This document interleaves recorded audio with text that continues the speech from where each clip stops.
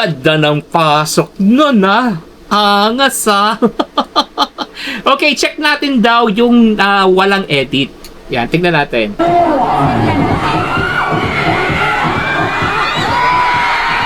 Maangas pa din.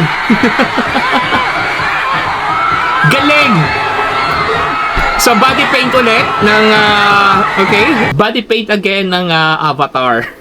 Yan. So, ito pala siya. Yan, body paint. Okay, nice, Ganda ng pagkagawa sa kanya.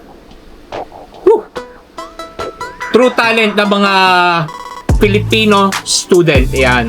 Galing! So, mostly lahat improvise. So, ano lang binili mo dyan? Pintura. Pero ang tanong, gaano katagal mo kinabit lahat yan, yung body paint? And gaano katagal mo tinanggal yung pintura? Peace and one love.